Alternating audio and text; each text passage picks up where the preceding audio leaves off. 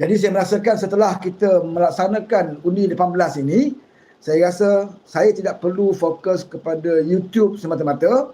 Saya perlu beralih ke satu media yang baru, ya, iaitu TikTok. Kerana saya juga nak dapatkan, ya, nak beri penerangan kepada anak-anak muda.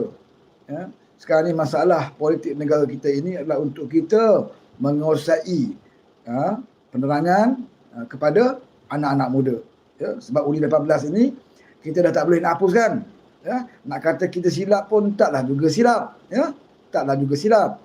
Ada orang kata rugi kita benarkan undang-undang 18 tahun sebab dia menjatuhkan kita, dia menyusahkan kita, tak menyokong kita. Ya.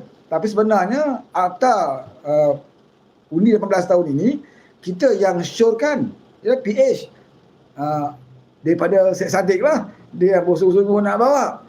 Kan, pasal konon-kononnya dia nak tarik anak muda dalam parti muda, kan, waktu itu kita ingatkan dia bersungguh lah nak tarik sokongan anak muda, tetapi malangnya dia yang cadangkan undi muda ni, undi 18, tetapi dia tak buat kerja, dia tidak bersungguh-sungguh mendampingi anak muda, sehingga kan parti dia bertanding hilang deposit, hilang deposit.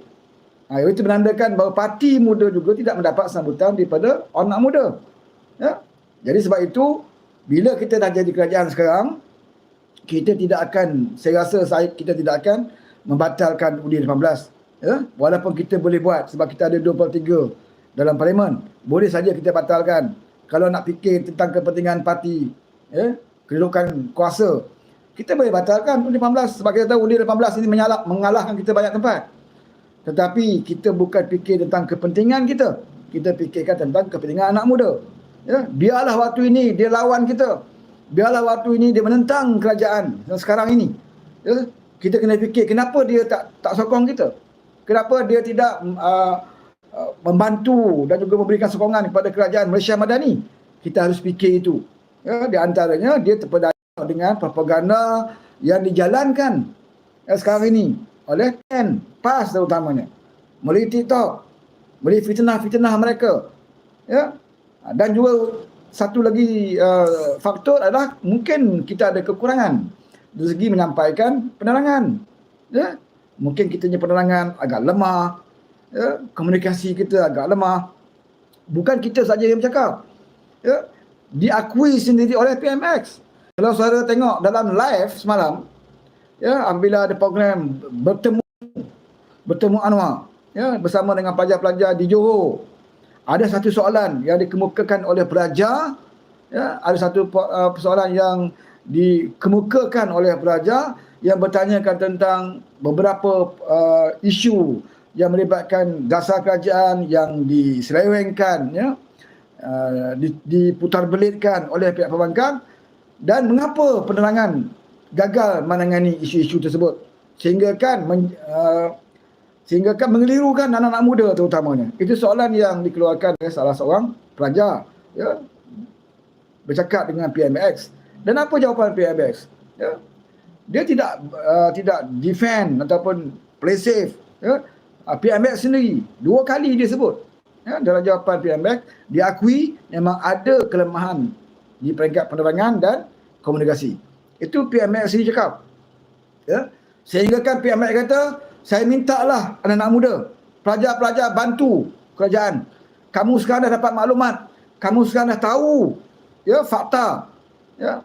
Dan saya minta pelajar-pelajar tolong sampaikan, ya, perkara-perkara yang benar. Bukan nak suruh hampu kerajaan semuanya kerajaan buat betul, tak. Tetapi yang dituduh kepada kerajaan yang tidak benar itu, ya, pelajar-pelajar harus betulkan dan sebarkan. Maksudnya apa, saudara? Maksudnya kalau dah PMX sendiri, ya, merayu pelajar-pelajar untuk bantu kerajaan menyalurkan maklumat yang jelas, maksudnya apa? Maksudnya kita memang ada kelemahan dari segi penerangan. Kita ada kelemahan dari segi komunikasi. Sehingga kan Perdana Menteri minta anak-anak muda, ya, sebarkan. Ya, sebarkan maklumat yang betul. Jadi kalau saya sebagai menteri ataupun saya yang bertanggungjawab ke atas penerangan dan komunikasi, saya rasa malu sikit. Ya, kalau dah PMX berkata sedemikian. Dan saya harap selepas teguran PMX semalam, menteri-menteri yang berkenaan, pihak-pihak yang berkaitan dengan komunikasi dan penerangan harus berperanan lebih efektif lagi. Ya, ada kelemahan. Ya, bukan kita kata menteri kita tak buat kerja. Ya, menteri penerangan kita buat kerja. Kita tahu ya tentang internet, package internet, banyak kebaikan yang dibuat untuk rakyat. Tetapi kalau kita perluaskan internet, package dengan murah dan sebagainya sebelum Malaysia, tetapi propaganda dan fitnah ini tidak kita tangani, maknanya kelebihan kemudahan internet itu menguntungkan mereka. Ya, mereka gunakan package yang kita berikan kepada mereka, ya, kelebihan, kemudahan yang kerajaan berikan kepada mereka, mereka gunakan itu untuk fitnah kita. Ya. Sedangkan dalam internet yang mahal pun mereka boleh buat fitnah. Ya, saudara. Sebab tu saya katakan, kita tak kata menteri tak buat kerja, tapi tak cukup. Ya, tak cukup dengan kita mengumumkan dasar ini, ya, perluasan internet dan sebagainya, kalau kita gagal tangani isu yang besar, iaitu isu fitnah kepada kerajaan. Ya, isu 3R juga masih lagi berkemandang. Dalam PRK di Pulai, ya, sampai ada pemimpin, presiden, ya, Perikatan Nasional itu sendiri berani secara terbuka atas pentas mengeluarkan fatwa haram undi Suhaizan Kayat. Biar saya buat fatwa, dia kata. Ha? Undi Suhaizan itu adalah haram. Secara terbuka, dengan berani, saudara. Dengan berani. Ya, sedangkan kita tahu yang layak mengeluarkan fatwa adalah mufti dan majlis fatwa saja. Ya. Ustaz-ustaz, tok imam kampung pun tak boleh bagi fatwa. Ya. Ustaz-ustaz yang berceramah buat kuliah di masjid-masjid, itu pun tak boleh nak bagi fatwa. Apa kredibiliti Abah ni, ya, Muhyiddin ni, si Tompok ni, untuk nak bagi fatwa, ya, secara terbuka. Saudara, kalau semua parti pemimpin mereka boleh bebas mengeluarkan fatwa, apa jadi pada negara kita? Ya, Datuk Seri Ibrahim berucap, dia kata okey, haram undi Muhyiddin. Muhyiddin pula berucap kata haram undi Anwar. Kejap lagi Sadik kata haram undi Haji Hadi. Kejap lagi Haji Hadi kata haram undi. Kalau semua dah pakat kata macam tu dalam kempen politik, apa nak jadi pada negara kita, saudara? Apabila agama ini ditunggang sedemikian rupa. Sebab itu saya minta kerajaan, ya, supaya bertindak lebih tegas. Dan jangan kita bertindak bila sesuatu perkara yang tidak diingini berlaku. Awal-awal lagi kita kena halang orang ini. Ya. Awal-awal lagi. Dahlah dia bagi fatwa dengan tidak ada dalil dan nas. Majlis fatwa sendiri pun, ya, yang dibenarkan keluar fatwa, mereka pun letak dalil. Ya, persidangan majlis fatwa ataupun mufti-mufti yang memberi fatwa atas satu hukum, dia akan bentangkan dengan nas dan juga dalil untuk memperkuatkan fatwa mereka. Tapi Muhyiddin senang. Tak payah ayat Quran, tak payah hadis, hanya pegang depan mikrofon, cakap dengan orang ramai, haram undi Suhaizan Kayat. Apa nak jadi, saudara? Ya? Dia mengaku dia anak ulama, keturunan ulama, ayah dia ulama, dia kata. Dia kata lah. Ya? Apakah kerana ayah dia ulama? Ya? Datuk nenek moyang dia ke, ya, wali keramat ke apa ke? Apakah dia ada hak untuk nak keluarkan fatwa sesuka hati? Dulu penyakit ini hanya, ya, berlaku kepada parti PAS. Hari ini dia dah berjangkit kepada parti Bersatu. Sebab apa dia dah berkawan dua orang ni? Sikit hari lagi jangan pelik kalau Mahathir pun akan keluar fatwa. Jangan pelik. Sebab mereka dah bergabung, mereka dah berganding bahu sekarang ini, saudara. Ini saya nak bagi tahu. Jangan dibiarkan. Apakah kita nak peristiwa Memali berulang kembali? Apakah kita nak peristiwa 13 Mei berulang kembali?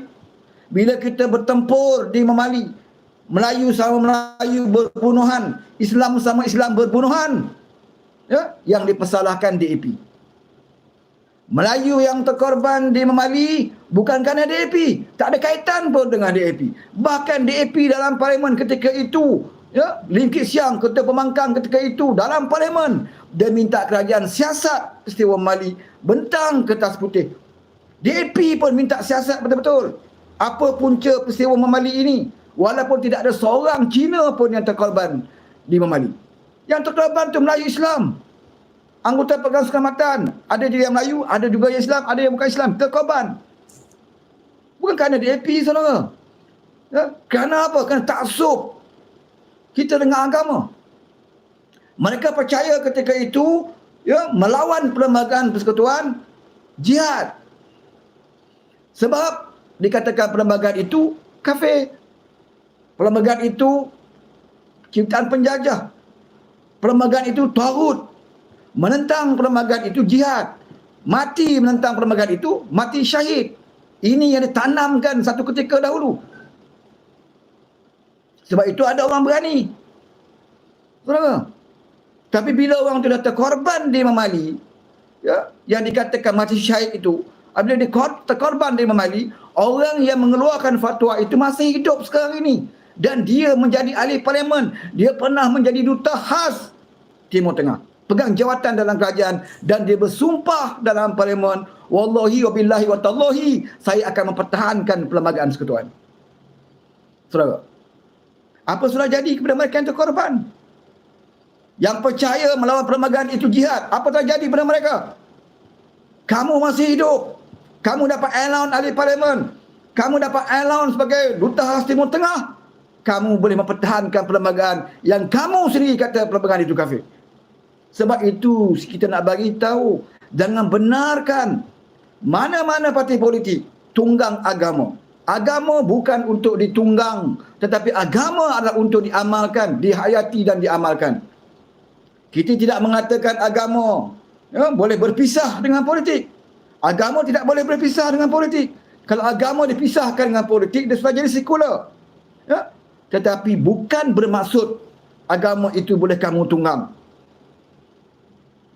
Seperti mana MP Jasin sebelum ini keluarkan buku. Dia juga mengatakan perlembagaan itu syirik.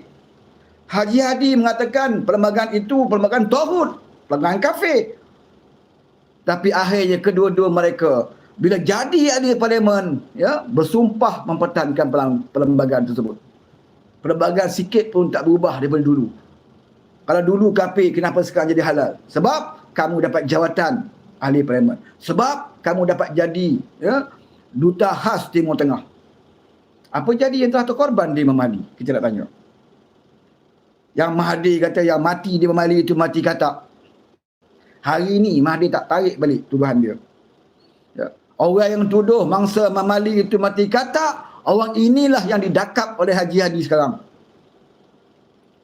Kemarin, baru-baru ni, ya, semalam, dia sanggup nak bagi tahu polis. Polis panggil Haji Hadi untuk beri keterangan siasatan. Ya. Dia bagi tahu polis, dia tak dapat datang sebab atas masalah kesihatan. Oleh kerana kerajaan Madani ini kerajaan yang bertimbang rasa, polis kata tak apalah, kamu tak sihat, tak payah datang. Tak payah datang, kamu tak sihat. Kalau zaman Mahathir dulu, ya, bukan nak suruh Haji Hadi datang, jemput dekat rumah. Kita masih ingat peristiwa Anwar macam mana? Ya, disekat tengah jalan kereta dia, ditangkap bawa keluar. Rumah dia dipecahkan cermin nak tangkap Anwar Ibrahim. Tapi bawah Malaysia Madani, kita bagi tahu dia, Tuan Guru datang balai begitu bagi keterangan. Ana tak boleh datang, Ana tak sihat, Ana uzur, Ana datang bulan. Ya. Okey, tak apalah, tak sihat tak apalah. Tapi masa yang sama, tarikh yang sama, rupa-rupanya dia muncul bersama dengan Mahathir Mohamad dan beberapa orang menteri besar PAS dan bertemu, berbincang, kemudian makan, ketawa-ketawa, seronok-seronok. Kata tak sihat, tapi boleh bertemu Mahathir. Punyalah dia taat dengan Mahathir ni, saudara. Ya, sebab apa? Sebab Mahathir ada cita-cita untuk nak menjatuhkan kerajaan pimpinan Anwar Ibrahim. Selagi Anwar jadi Perdana Menteri, selagi itu Mahathir tak boleh tidur. Sebab itu dia fikir apa cara sekalipun nak bincang bagaimana kita nak jatuhkan Anwar Ibrahim ini. Bila nak bincang tentang jatuh Anwar Ibrahim ini, Haji Hadi yang kononnya tak sihat itu, ya, merangkak dengan jubah-jubah dia berjumpa dengan Mahathir. Sihat walafiat, siap bergambar, berdiri tegak, sihat saudara. Ya, di sebelah Mahathir.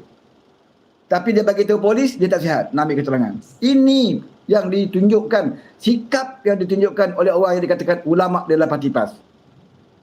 Pembohong.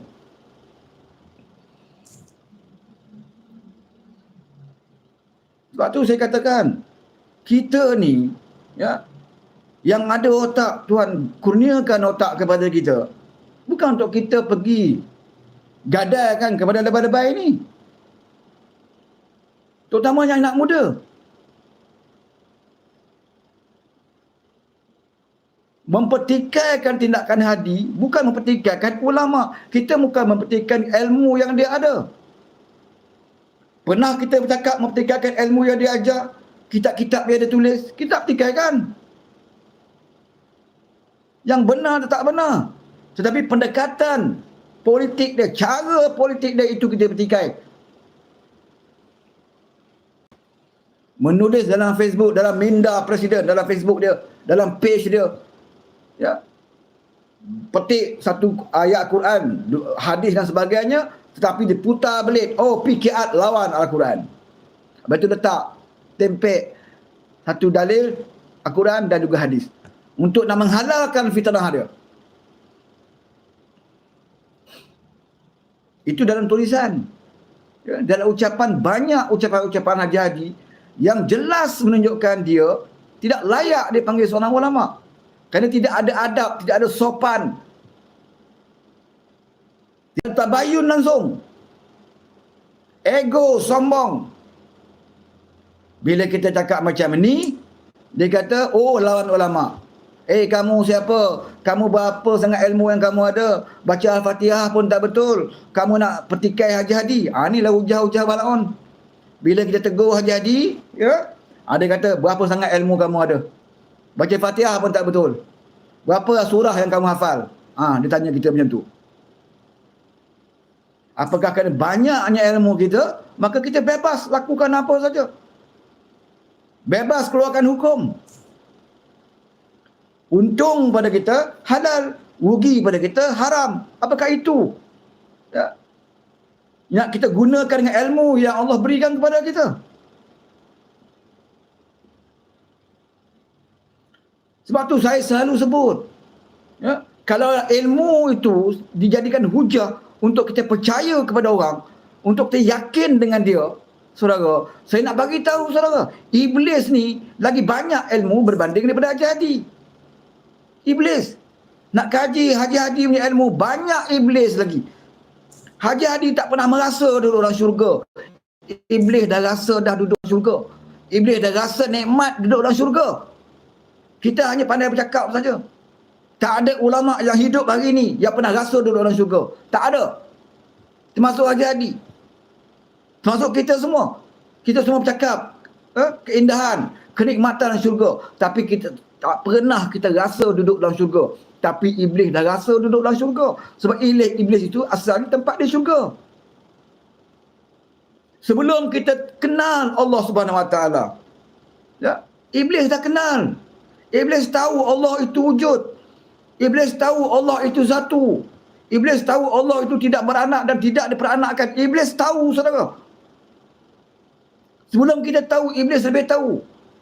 Sebelum kita tahu, sebelum kita belajar tentang kewujudan Nabi Allah Adam AS, iblis tahu Nabi Adam akan wujud. Iblis tahu satu hari nanti, ya, Nabi akhir zaman itu adalah Muhammad SAW. Iblis tahu, saudara.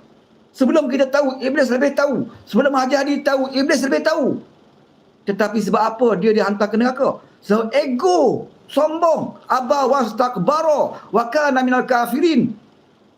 Dia takbur dan sombong, dan dia termasuk dalam golongan orang kafir dan dicampakkan neraka. Walaupun ilmu dia banyak. Sebab tu saya kata ilmu bukan hujah untuk kamu menyatakan bahawa apa yang disebut itu semuanya benar.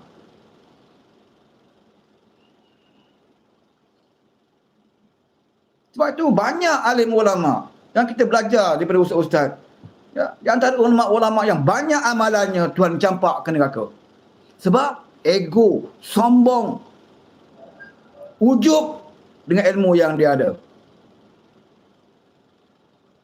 Sehingga kan kalau ada, ya, dalam satu ceramah di Kuantan, ya, di tempat saya, pengerusi Dewan Himpunan, penyokong PAS, Bala nama dia.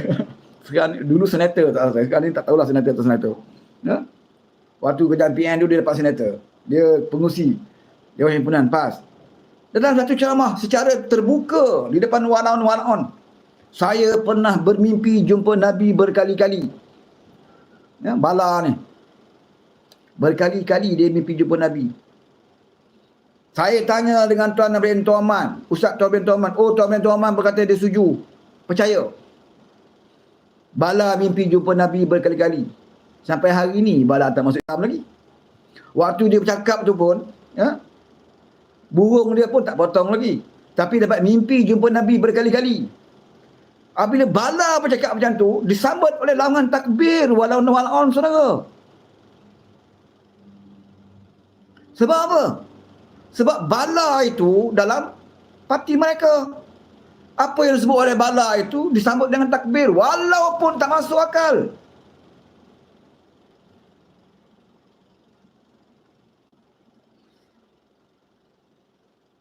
Macam mana Bala nak tahu dia betul jumpa Nabi? Dia kenalkah fizikal Nabi?